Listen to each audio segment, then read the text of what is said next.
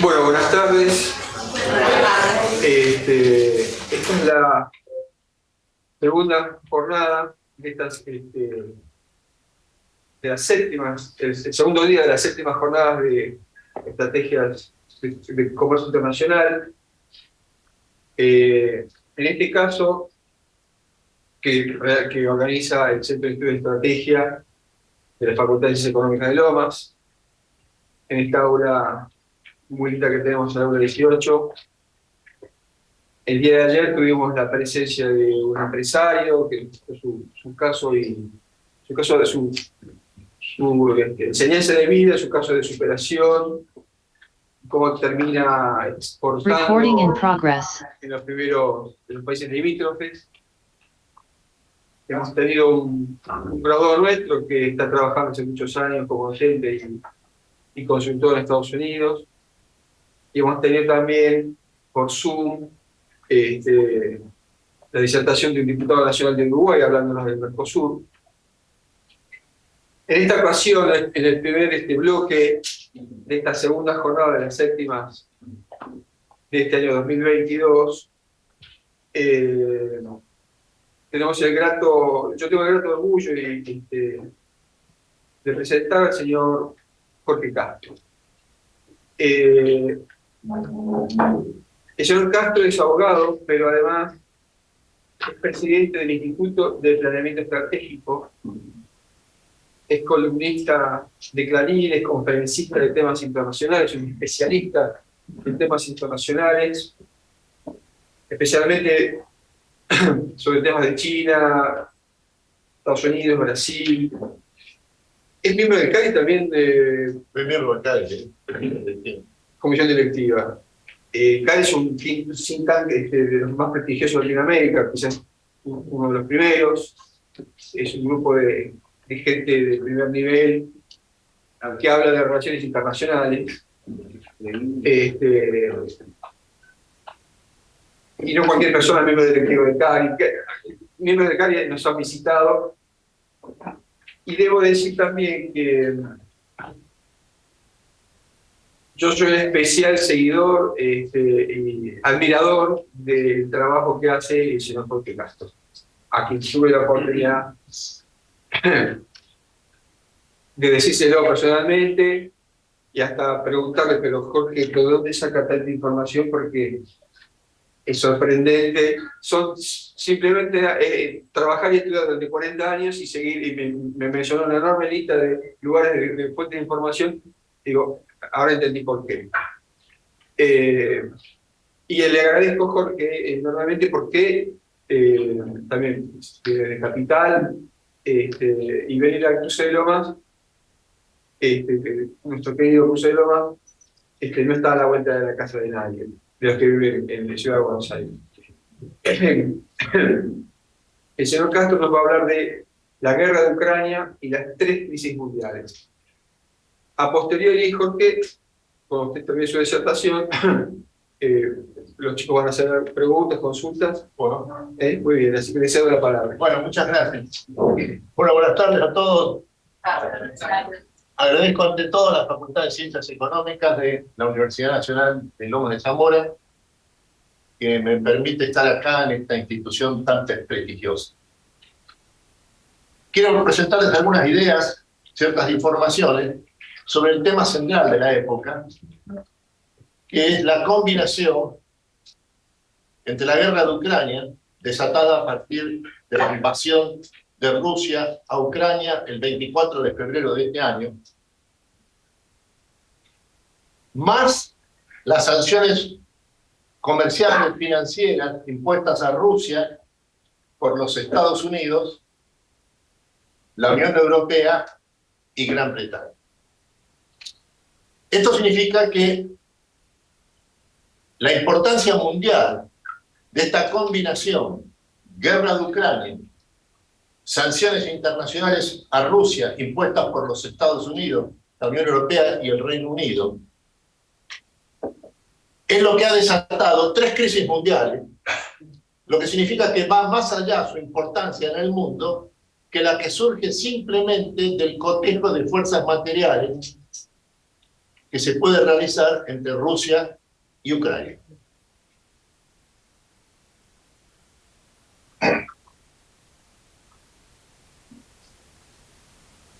Se puede resumir la situación a 6 meses de comienzo de la guerra, en términos estratégicos, en los siguientes términos. Rusia ha logrado consolidar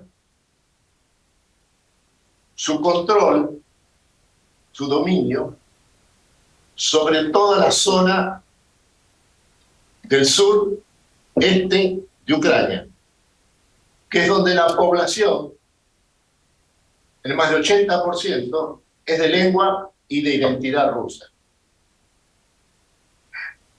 Además, en el transcurso de estos 6 meses, Rusia ha adoptado una estrategia defensiva, en el sentido de que le deja la totalidad de la iniciativa al enemigo que tiene enfrente, que para Rusia no es Ucrania, sino que es la combinación entre Estados Unidos y la Alianza Occidental, la OTAN. El propio Estados Unidos, en el transcurso de estos 6 meses de guerra, ha redefinido sus objetivos. Y el secretario de Defensa de los Estados Unidos, junto con el jefe el presidente de la Junta de Jefes de Estado Mayor de las Fuerzas Norteamericanas, el general Mark Milley, ha redefinido los objetivos de Estados Unidos, ya no simplemente en asistir a Ucrania a resistir la invasión de las fuerzas rusas, sino que el objetivo de Estados Unidos ahora consiste en destruir el poderío bélico de Rusia, de modo de transformarlo, de quitarle su relevancia internacional, que es la que ha adquirido como consecuencia del comienzo de la guerra. Dicho en otros términos, Estados Unidos ahora se ha transformado el conflicto en Ucrania en un conflicto de carácter global que desarrolla junto con la OTAN, la Alianza Occidental, constituida por 30 países, de los cuales 27 son europeos, contra Rusia en territorio ucraniano, pero también en el resto de Europa. Esta es la situación actual. En otros términos, a 6 meses de iniciado el conflicto, la guerra se ha transformado en una guerra de carácter global. Así la ha definido el secretario de Defensa norteamericano y el jefe de Estado Mayor de las Fuerzas Armadas norteamericanas ha ratificado que sus objetivos consisten en destruir el potencial bélico, la capacidad bélica de las fuerzas rusas, de modo de impedirle cumplir en adelante un papel internacional significativo en esa región. Para Rusia lo que está en juego, en definitiva, es su propia realidad existencial como nación. Y por lo tanto, ha puesto en juego la totalidad de sus recursos bélicos. Esos recursos bélicos se pueden resumir en estos términos. Las Fuerzas Armadas rusas son las terceras fuerzas militares del mundo, después de la norteamericana y de la china. Y además hay que recordar siempre que Rusia, en su condición de heredera de la desaparecida Unión Soviética, que cayó por una implosión de carácter interno en 1991, y esto ocurrió cuando desapareció la Unión Soviética en 1991, mientras mantenía intacto su sistema de defensa. Lo que significa, ante todo, que su capacidad misilística intercontinental de cabeza nuclear, con la que igualaba estratégicamente a los Estados Unidos y estaba en condiciones de destruirlo incluso militarmente, que fue la base del equilibrio estratégico que existió durante 40 años en el transcurso de la Guerra Fría. De ese poderío militar de la Unión Soviética, la Rusia de hoy, encabezada por Vladimir Putin, es la heredera. Además, Rusia, en su condición de heredera de la Unión Soviética, es miembro del Consejo de Seguridad de Naciones Unidas y por lo tanto es uno de los 5 países en el mundo que tiene derecho a veto a cualquier iniciativa de carácter estratégico que estime que implican una amenaza para sus intereses vitales de seguridad. Esta es Rusia. Y estos son el contenido actual de la guerra. Pero lo más importante es que a este contenido estrictamente estratégico militar, de este conflicto que ya hace 6 meses que tiene 6 meses de duración, se unió el efecto de las sanciones comerciales y financieras impuestas a Rusia por los Estados Unidos y sus aliados de la OTAN. La primera de esas sanciones comerciales se refirieron a la potencia energética de Rusia. Rusia es, en términos económicos, el principal productor y exportador mundial de energía, sumando el gas al petróleo.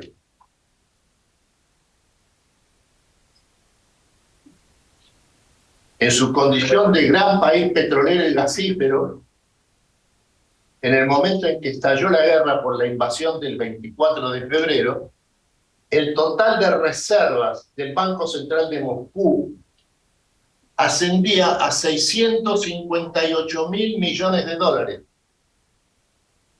Eran las séptimas reservas de un banco central del mundo. Y lo que hizo Estados Unidos, en los siguientes 8 días de la invasión rusa a Ucrania, que ocurrió el 24 de febrero, fue realizar una operación de guerra informática de extraordinaria envergadura que le permitió a Estados Unidos y a la OTAN congelar más de la mitad de las reservas rusas en el Banco Central de Moscú. Más de 300.000 millones de dólares de los 658.000 millones de dólares que había en ese momento en el Banco Central de Moscú fueron congelados.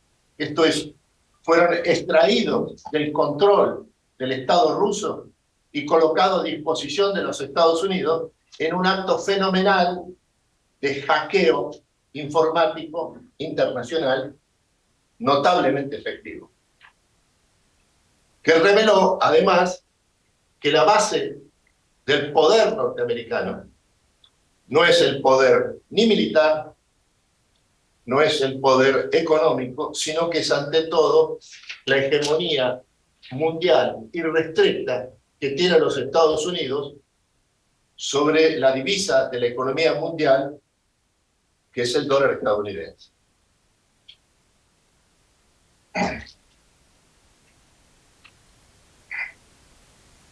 El resultado de las sanciones comerciales a Rusia fue un aumento inmediato del precio del petróleo y del gas en el mercado mundial, que pasó 8 días después del comienzo de las sanciones comerciales de Estados Unidos y de la OTAN a la economía rusa, a alcanzar un promedio del barril de petróleo, alcanzó un promedio de $144 el barril. Aumentó en una semana las sanciones comerciales impuestas a Rusia por los Estados Unidos, aumentaron en una semana más del 40% el precio del petróleo y del gas en el mercado mundial.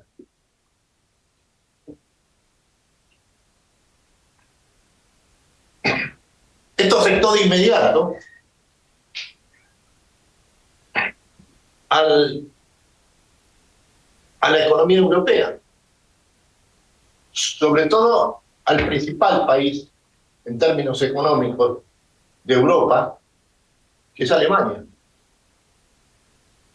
Porque Alemania depende en más de 60%, 60, de las provisiones de gas ruso para el funcionamiento de su economía, sobre todo la economía manufacturera. Y Alemania, que tiene 86 millones de habitantes, es la cuarta economía del mundo. La primera es Estados Unidos. La segunda, la República Popular China. La tercera, Japón. La cuarta, Alemania. Pero además Alemania, además de las características de su Producto Bruto Interno, tiene una segunda característica en la economía mundial. En términos de la relación entre las exportaciones manufactureras alemanas y el producto y la población de la República Federal, el superávit de cuenta corriente de Rusia, sumando exportaciones de bienes comerciales a exportaciones, ingresos de capital, es el mayor superávit comercial en relación a la población y al producto del mundo. Si se lo compara con su Producto Bruto Interno y con su población de 84 millones de habitantes, el superávit comercial de Alemania es superior al de China. Y de pronto este país, Alemania, la primera economía europea, se ve enfrentada a un súbito aumento del precio del gas, insumo esencial de su producción manufacturera. El resultado es que en este momento Alemania ya se considera, puede considerarse en recesión. La primera paja en términos de la economía mundial, la guerra de Ucrania y de las sanciones comerciales y financieras impuestas a Rusia, que es un complejo absolutamente unificado en términos de la economía mundial de nuestro tiempo, ha sido el hecho de que Alemania y el segundo país industrial de Europa, que es Italia, no Francia, Italia, por el norte de Italia, los distritos industriales del Piamonte y Lombardía, que tienen un nivel de productividad comparable a los alemanes, se encuentran ya en una situación recesiva. Italia contrapone su situación recesiva producto de su industria manufacturera exportadora del norte de Italia por el hecho de que, junto con Francia y España, son los centros del turismo mundial. Y después de la pandemia, finalizada la pandemia, ha habido una explosión del turismo en el mundo que han ido fundamentalmente a, como siempre, a Francia, España e Italia.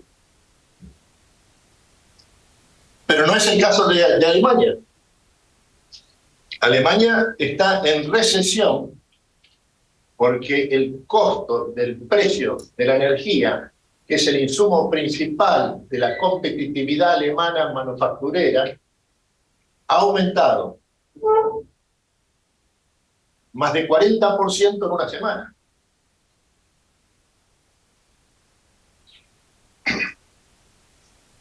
Primer efecto, entonces, de la guerra de Ucrania, la crisis energética.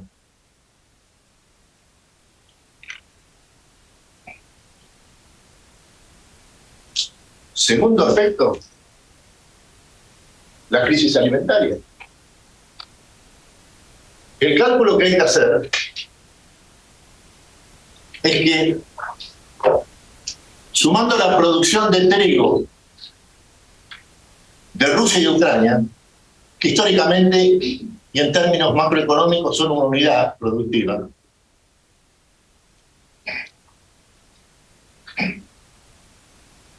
el precio de los commodities agrícolas había aumentado ya más de 30% en 2021. Y a partir de febrero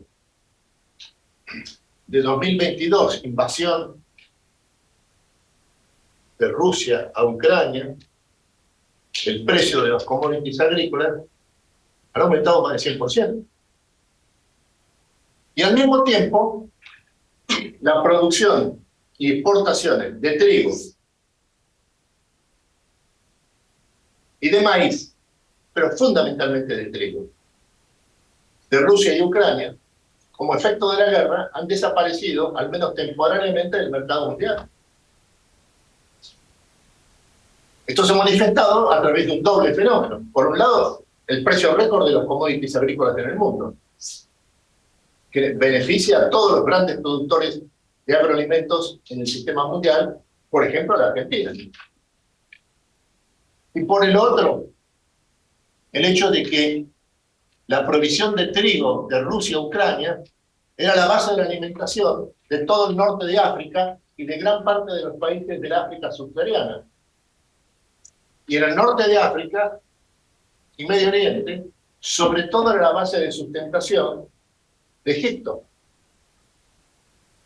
Y de pronto estos países se han encontrado con precios récord de los commodities, son grandes importadores, por un lado, y por el otro, carencia de productos, se dejó de exportar. Hambre a la vista.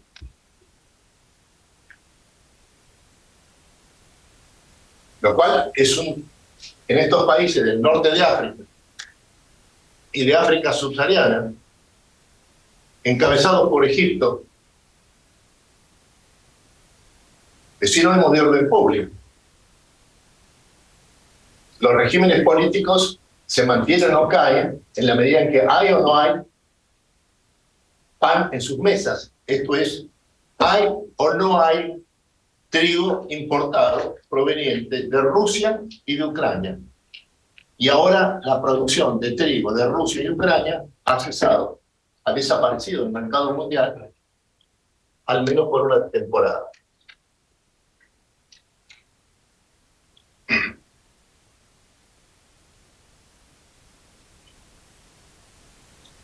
Pero este conjunto unificado, absolutamente unificado, de guerra de Ucrania,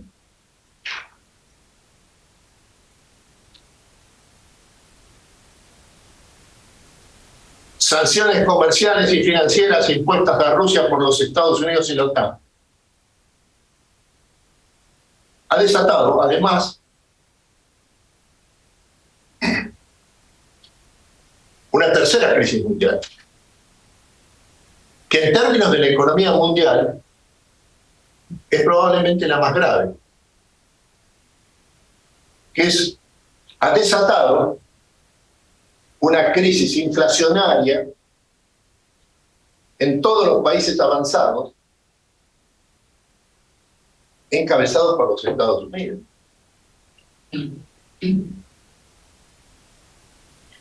En el mes de julio de este año, la tasa de inflación norteamericana fue de 8.1% anual. Es la más elevada de los últimos 40 años. Esto a su vez elevó el precio del petróleo, elevó el precio de todos los productos, sobre todo de la canasta básica de alimentos.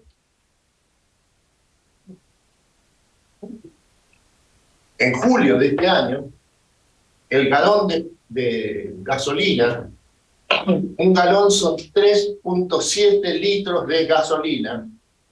El galón de gasolina estuvo a $5 el galón y en el estado de California a $8 el galón. El nivel más elevado de los últimos 40 años. La civilización estadounidense es la civilización del automotor. Estados Unidos tiene 330 millones de habitantes y hay unos 800 millones de automotores disponibles por esa población. Porque la familia promedio hay 2 o 3 automotores.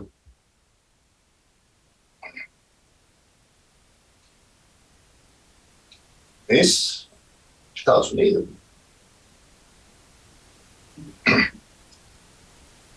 El resultado fue que la Reserva Federal, obligada por su mandato constitucional, elevó en el mes de agosto de este año, por 2 veces consecutivas, la tasa de interés de los fondos federales en 0,75 puntos porcentuales, 2 veces en un solo mes. Lo que esto significa es que la tasa de interés de Estados Unidos pasó en un solo mes de la relación 0%, 0,5% que tuvo en los últimos 20 años a 3,5% anual.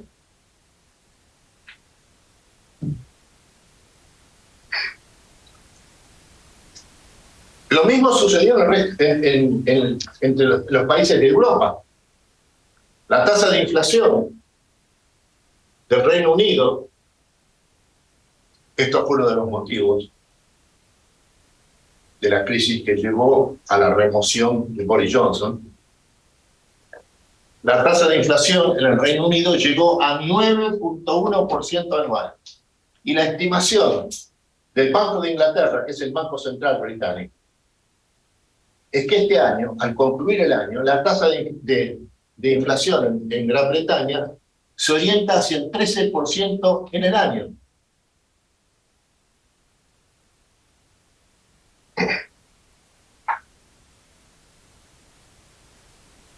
Estas son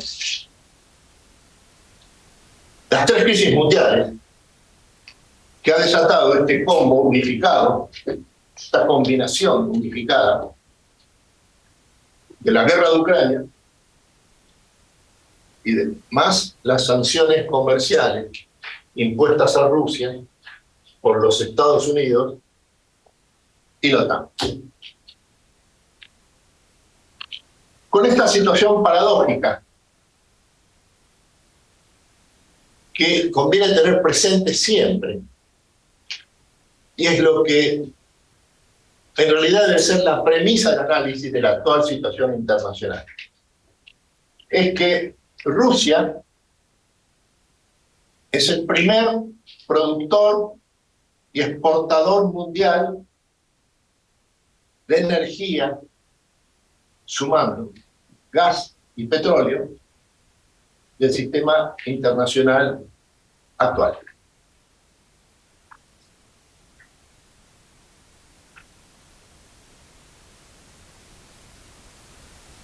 Vean ustedes, algunos datos.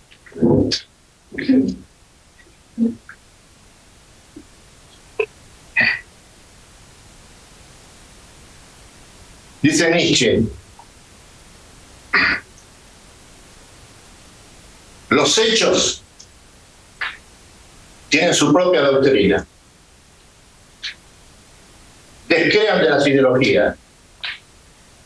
Confíen en el análisis sistemático de la realidad de las cosas que se manifiesta a través de los indicadores más significativos de la economía mundial. El conocimiento es un arma. Es un arma estratégica de fundamental importancia, más importante que las armas, más importante que la potencia económica. Entonces, acá lo que hay es lo siguiente. Datos. Rusia en 2021, antes de la guerra, fue el principal productor mundial de energía. Produjo 12 millones de barriles diarios el año pasado. Y de ellos se exporta 8,5 millones de barriles por día.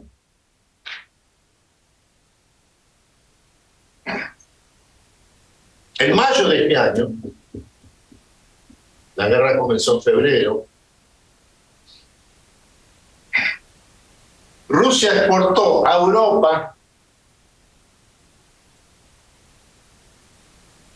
más de 500.000 barriles de petróleo y de gas diarios. Y eso era un tercio de lo que ingresaba de Rusia a Europa antes del comienzo de la guerra en febrero de 2022.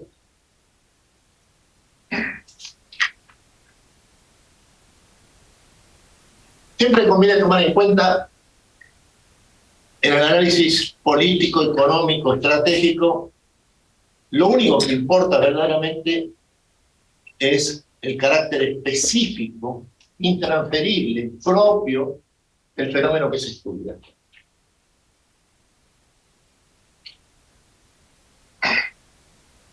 Conviene tomar en cuenta la regla establecida por Chesterton, que dice: el problema de las leyes generales es que sirven para todos los casos menos para los concretos. Y acá lo que interesa es ver el carácter concreto, intransferible de un fenómeno determinado. Entonces lo que aparece es lo siguiente: ¿cuál es la característica específica del commodity denominado gas? Es que su importancia económica no la da la capacidad productiva de un determinado país, sino que su importancia económica está directamente vinculada al dominio de los gasoductos que llevan el commodity desde el lugar de la explotación a los mercados para los cuales es exportado. La Argentina produce ya mucho más gas que Bolivia, pero no tiene todavía los gasoductos para transportar. Vaca Muerta es mucho más importante que cualquier otro yacimiento de gas de América Latina, pero nos falta llevarlo a los mercados mundiales.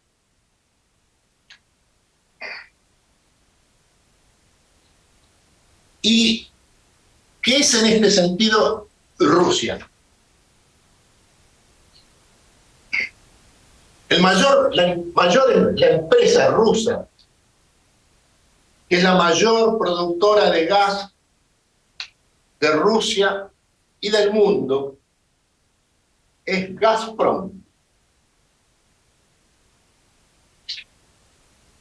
Y Gazprom tiene el monopolio de los gasoductos que trasladan el gas ruso proveniente en gran parte de Siberia a su principal mercado de exportación,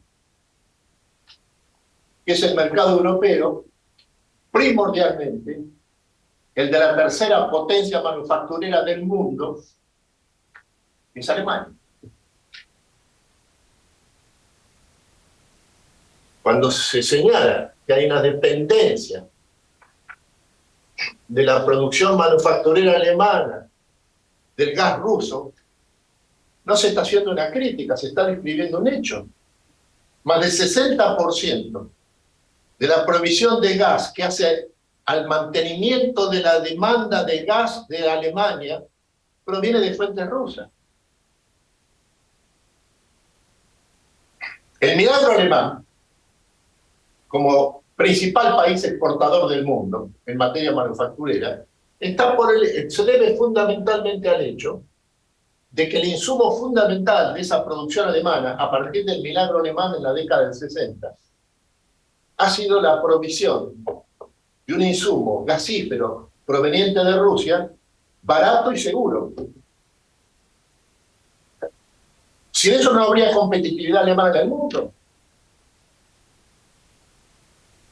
Y Gazprom tiene el monopolio de los gasoductos que trasladan el gas ruso a Europa. ¿Qué es lo que es Gazprom en la economía mundial hoy? Es importante establecer qué es lo primero y qué es lo segundo. Bueno, Gazprom produjo 540.000 millones de metros cúbicos M3 de gas en 2021. ¿Qué significa esta cifra? Es más de lo que producen sumados British Petroleum, Shell, Chevron, que es la antigua Standard Oil, ExxonMobil y Aramco. Esto es la principal empresa petrolera y gasífera de Arabia Saudita.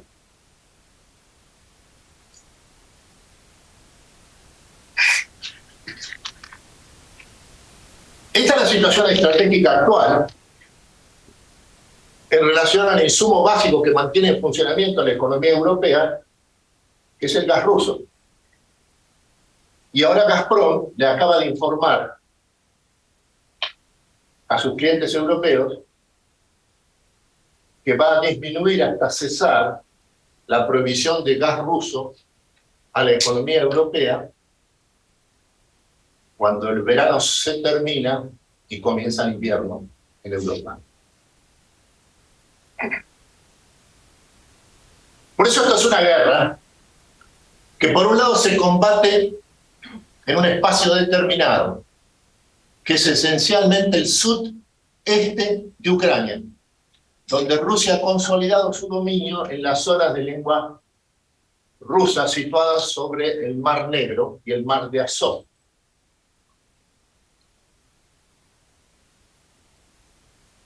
Pero este no es el único terreno en disputa, no es el único terreno de la guerra. El otro terreno es Europa.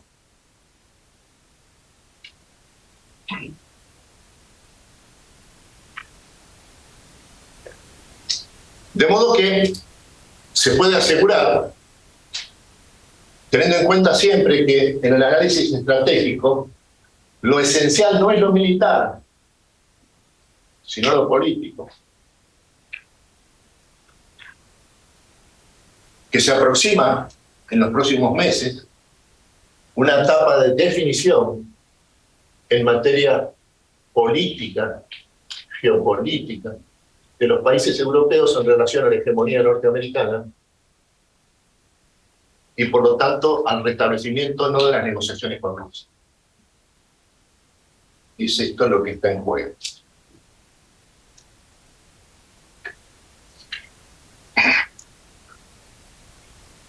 Son entonces tres las crisis internacionales desatadas por esta combinación absolutamente inescindible formada por la guerra de Ucrania, más las sanciones comerciales y financieras impuestas a Rusia por los Estados Unidos.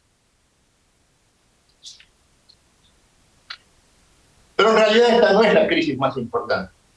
Estas tres no son las crisis más importantes del momento actual. La crisis más importante del momento actual es el hecho de que se ha producido una ruptura en la totalidad de los mecanismos de cooperación y de coordinación del sistema productivo mundial, al encontrarse en una situación de completo enfrentamiento las dos superpotencias de la época, que son Estados Unidos y China.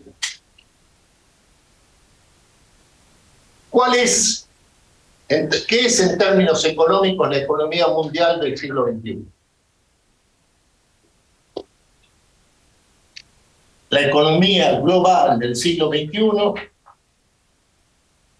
en términos estructurales, la expresión estructural del capitalismo del siglo XXI, es el sistema integrado transnacional de producción. La producción transnacional, constituida por unas 88.000 empresas transnacionales, más sus 600.000 asociadas o afiliadas. Esta es la economía mundial de nuestra época. Este es el sistema de producción transnacional. Es menos del 15% de la economía mundial. Solo que en este 15% de la economía mundial, que es el sistema integrado internacional de producción, constituido por las 88.000 empresas transnacionales, más sus 600.000 asociados o afiliados en el mundo entero, en este sistema de producción transnacional, el dato central que las caracteriza es que están unificadas estructuralmente por la revolución del conocimiento, la tecnología de la información. Están unificadas estas 88.000 empresas transnacionales por un mecanismo de cooperación y de coordinación que establece en forma instantánea el proceso de digitalización generalizada de la economía mundial avanzada. ¿Qué es la digitalización? ¿Qué es esto? Bueno, sí, esto. ¿Qué es esto? Es un instrumento tecnológico que permite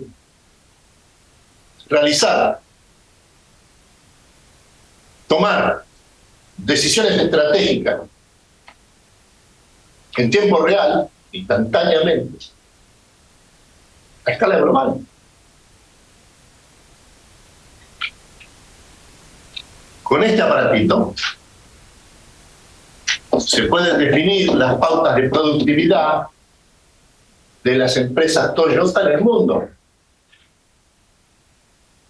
Por eso es que las pautas de productividad de las empresas Toyota o General Motors, lo mismo, en la Argentina, en Brasil, en Japón, en Alemania, son las mismas. Y las innovaciones se transmiten en forma instantánea, porque están digitalizadas. Ahora, este sistema, que se caracteriza por su unidad, requiere estructuralmente que sus protagonistas tengan, sobre todo los principales, una actitud permanente de cooperación y coordinación. Y esto es lo que se ha quebrado ahora.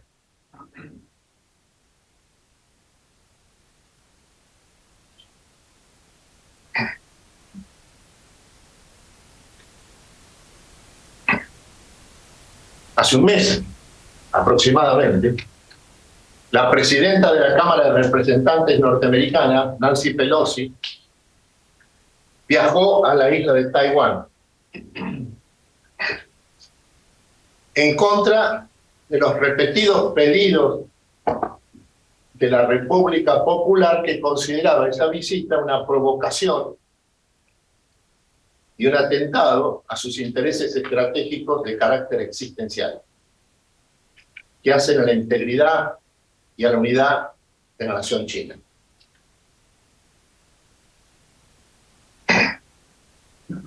Inmediatamente China desplegó un operativo militar formado por 6 núcleos operativos situados sobre el espacio aéreo y marítimo de la isla de Taiwán, donde desplegó durante una semana los mayores ejercicios de sus Fuerzas Armadas en lo que se refiere al ejercicio de cómo debe realizarse la ocupación de un país determinado, de una isla determinada, de manera prácticamente instantánea por las Fuerzas Armadas de la República Popular. Ese país es la isla de Taiwán. Inmediatamente determinado esta primera fase de este agravamiento del conflicto entre China y Estados Unidos,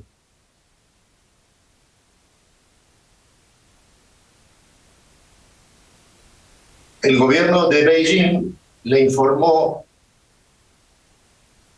al gobierno norteamericano que acababa de denunciar, había denunciado la totalidad de los mecanismos de cooperación existentes en materia de seguridad, de navegación aérea, de navegación naval,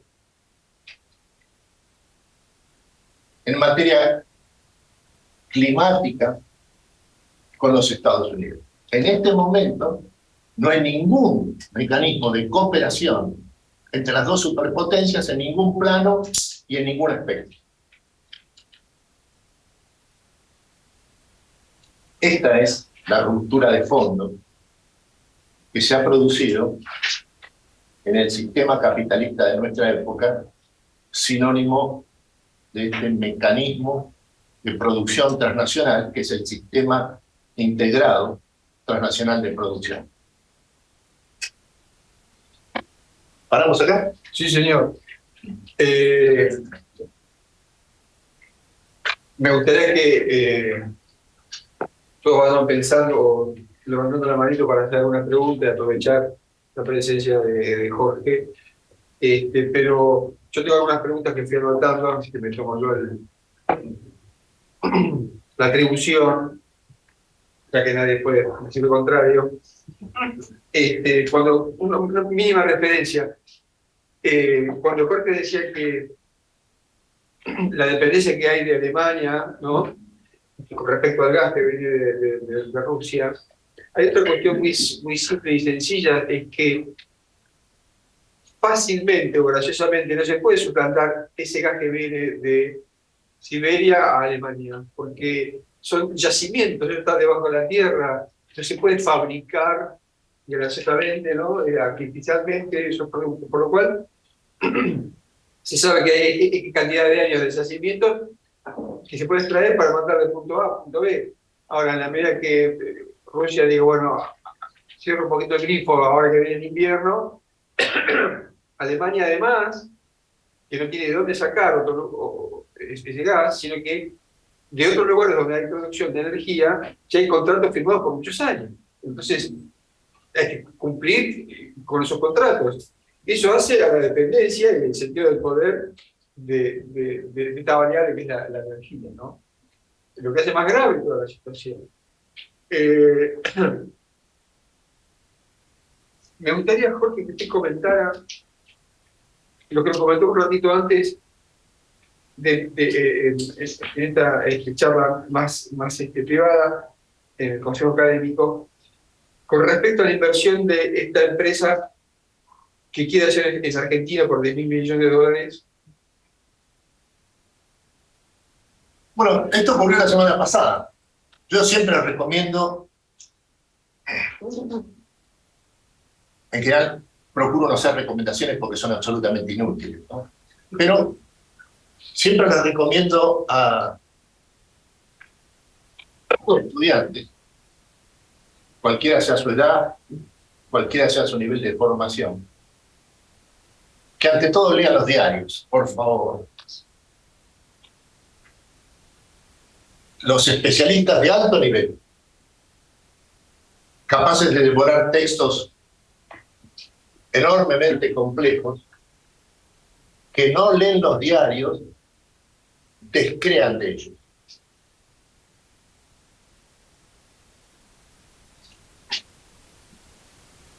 La lectura de los diarios es la oración matutina del hombre y de la mujer modernos. Es la forma de confiar en que existe un sentido en las cosas. Que Dios existe. Comprobarlo diariamente con la lectura de los diarios. La semana pasada, todos los diarios de la Argentina informaron lo siguiente. YPF firmó la semana pasada un acuerdo de inversión y desarrollo con la empresa Petronas, que es la principal empresa gasífera, propiedad del Estado,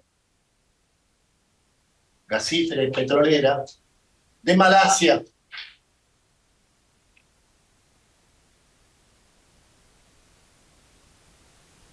Península de Malasia, Singapur,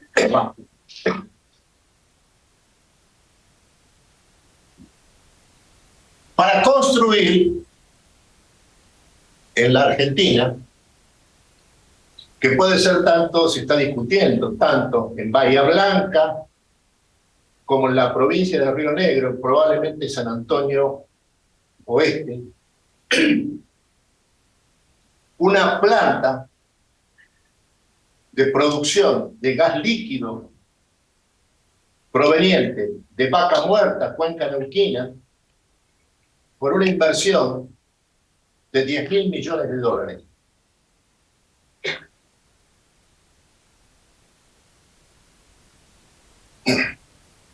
Que estaría completada, la inversión está asegurada, porque está Patronas y está la posibilidad que tiene YPF en este momento de recurrir también al financiamiento internacional. Estaría completada esta planta productora de gas líquido en todo su ciclo en 2026. En ese momento, a partir de ese momento, lo anunciado es que le permitiría a la Argentina aumentar sus exportaciones solo por gas líquido en más de 40.000 millones de dólares por año.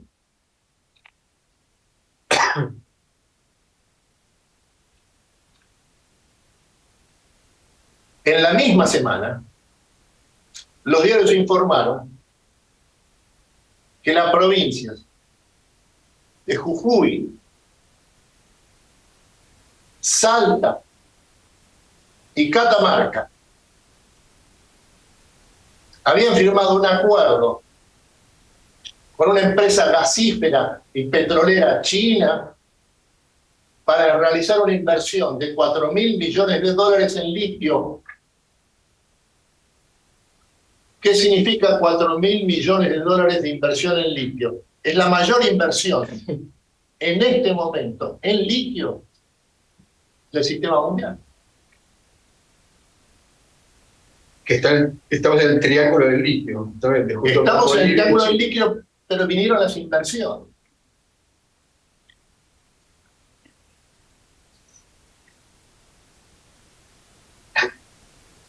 Yo siempre tengo presente lo que dice Tulio Elperín Dongui de la Argentina, de la cultura cívica de los argentinos, de todos nosotros.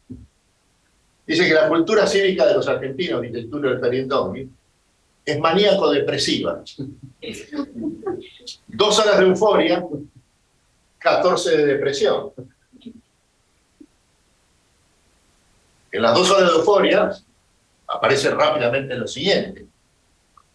¿De qué nacionalidad son los 3 premios Nobel de Ciencias Duras de América Latina? Bueno, son 3 criollos, 3 hispanos criollos. Uno se llama Hussein, el otro se llama Leloir, y el tercero se llama Milstein.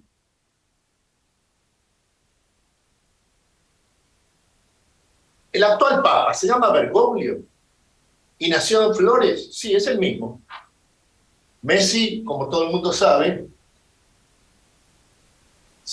nació en Rosario y se formó en News Boys. ¿Quién es el autor argentino cuyas obras han sido publicadas en más ediciones en todas las lenguas del mundo? Bueno, basta ver Google, y dice Jorge Luis Borges.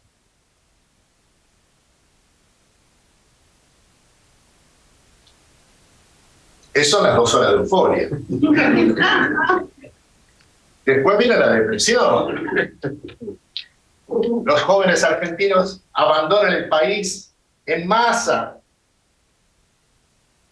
No hay futuro, no hay perspectiva, no hay nada.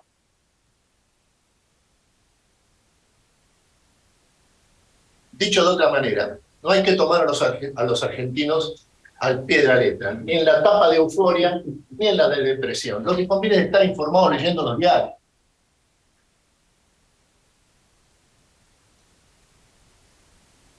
Esta es la fuente fundamental de conocimiento del mundo actual. Hay que leer los diarios.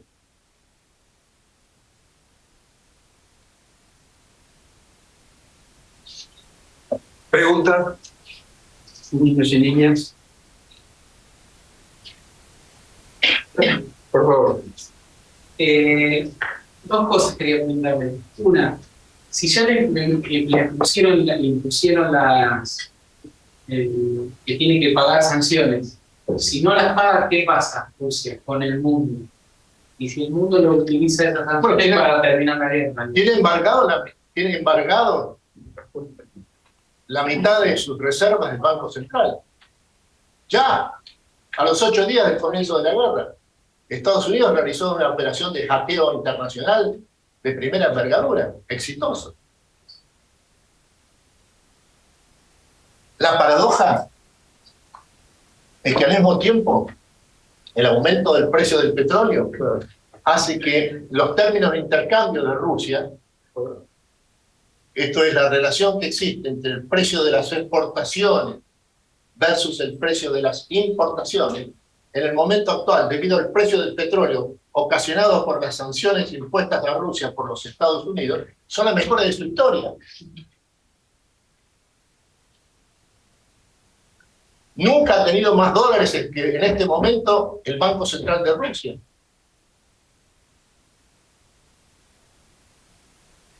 Por cierto que las sanciones se han sentido.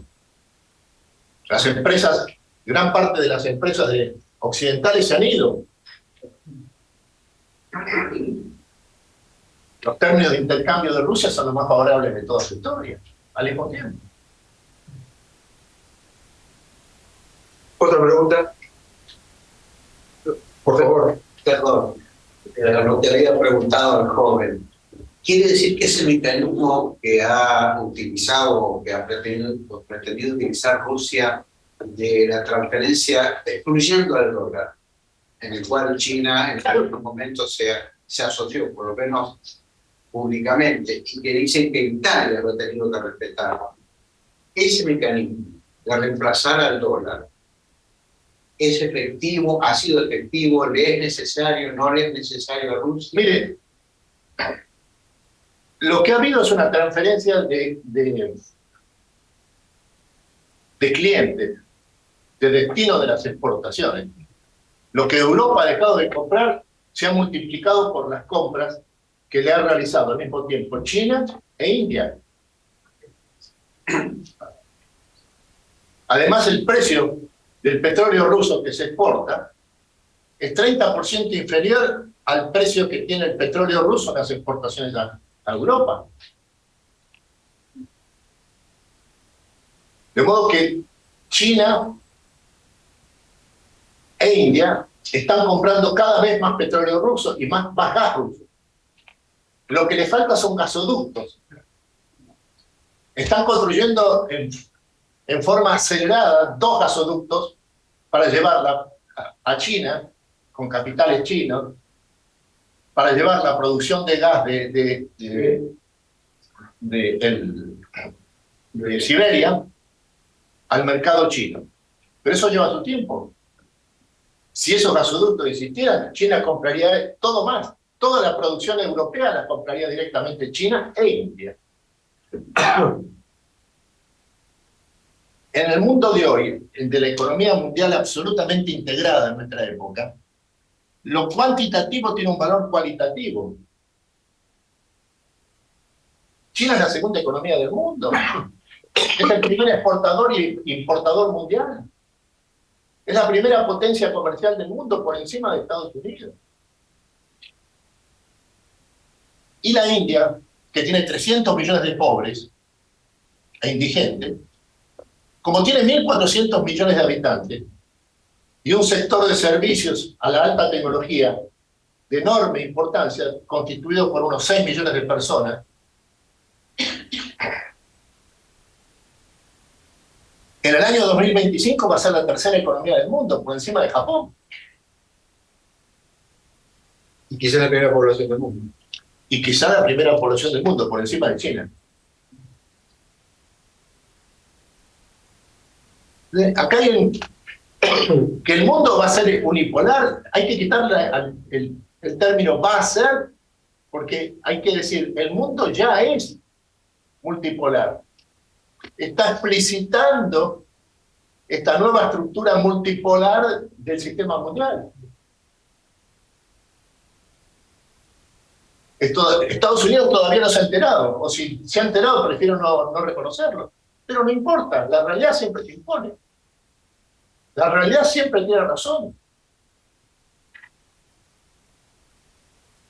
Si uno dice que los dos grandes compradores en vez de Europa del gas ruso en este momento son China y la India, y al mismo tiempo dice que en 2025 la tercera economía del mundo va a ser la India en vez de Japón, hay que hacer es 1 más 1.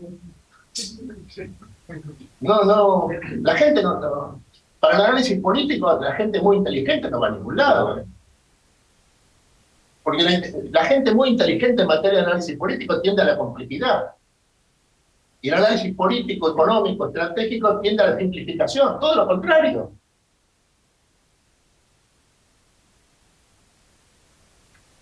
El análisis estratégico es enemigo de la complejidad.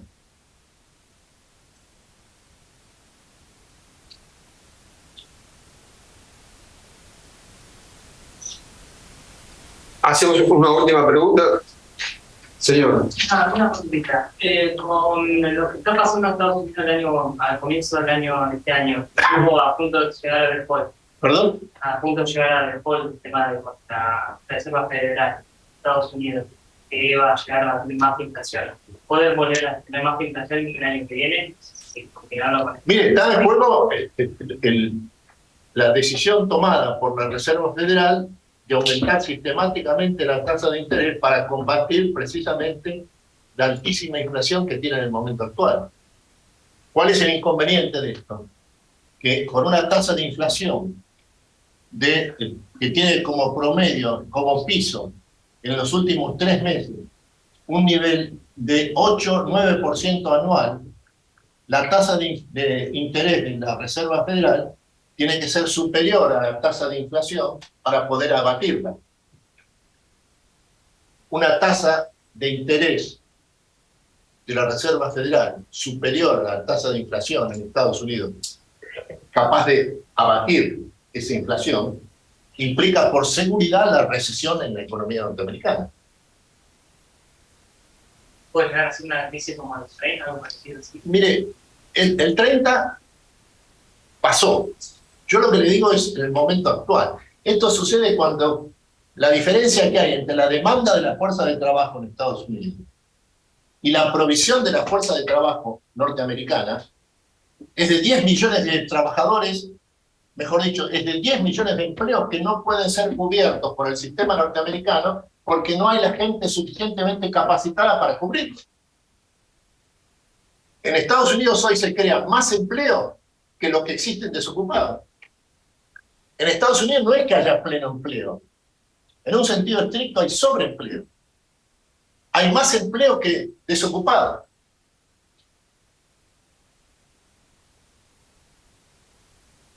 Es simple. Todo lo que está a la vista, ¿no?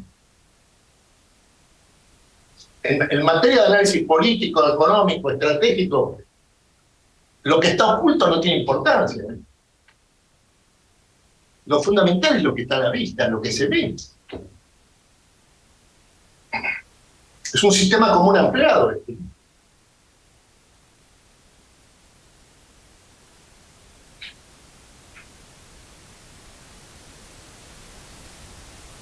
Bueno, a ver, hemos avanzado bastante de Jorge y su presencia aquí. Tenemos el próximo disertante en el aula, así que lo que más que nada le agradecemos la presencia y su exposición, Jorge.